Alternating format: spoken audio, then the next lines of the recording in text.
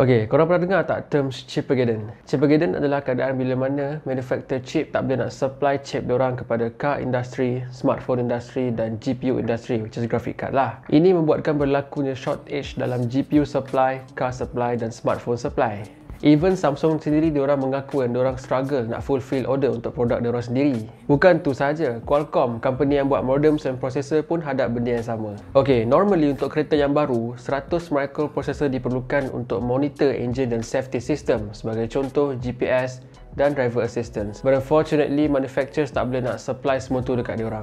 Okay, sebenarnya benda ni dah start jadi pada tahun lepas, bila mana semua gamers kat luar sana struggle sangat nak beli GPU, because masa tu harga GPU tiba-tiba naik, and even Nvidia pun tak boleh nak supply enough GPU kat dalam market. So, masa tu semua dah nampak hint yang Chipageddon ni akan berlaku. And by the way, bukan Nvidia saja yang struggle nak keep up dengan demand. Even PlayStation dan Xbox pun hadap benda yang sama. No wonder lah kenapa ramai orang sekarang komplain harga GPU mahal. Sebagai contoh, RTX 3090 sekarang dah cecah sampai puluhan ribu ringgit, dah macam harga kereta weh. Mesti ramai yang terfikir dan tertanya, kenapa benda ni jadi? Kenapa diorang struggle sangat nak supply chip dekat car industry dan smartphone industry semua? Actually ada beberapa sebab kenapa berlakunya benda ni. First and foremost reason adalah pandemic impact. Yes, of course, in this situation, coronavirus is partly to be blamed. Apabila kerajaan melaksanakan lockdown, kita semua terpaksa bekerja dari rumah. And disebabkan itu, production rate akan menurun. Even kilang dekat China pun tutup, termasuk sekali kilang semiconductor. Walaupun sekarang permintaan untuk barang elektronik tengah skyrocket. Jadi waktu semua orang tengah bekerja dari rumah, penggunaan terhadap barang elektronik di rumah menjadi lebih kerap. Sebagai contoh, diorang dah mula upgrade diorang punya modems and router.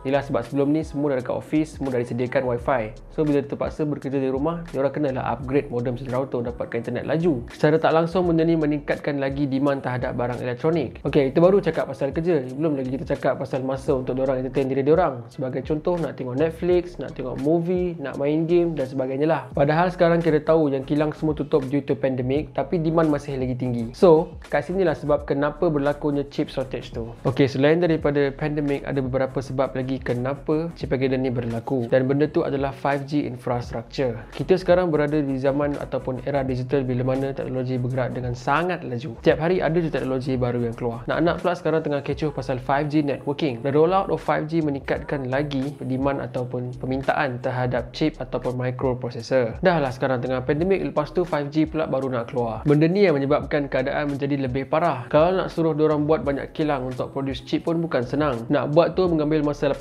hingga 24 bulan. Even lepas kita produce chip tu, kita perlu adjust ataupun tune dia untuk dapatkan result, which also take a little time. It's not something that you can just turn on and off. Untuk pengetahuan korang, Chinese tech firm Huawei dah siap-siap order a large number of chip and microprocessor supaya stok chip diorang banyak, and before US restriction block diorang daripada order chip lagi. So kat sini kita nampak yang Huawei dah siap-siap buat stockpile of chip supaya diorang tak ada masalah sama macam Samsung. So right now tak pelik lah kalau harga smartphone tiba-tiba naik, sebab sekarang diorang betul-betul struggle nak dapatkan chip untuk production diorang.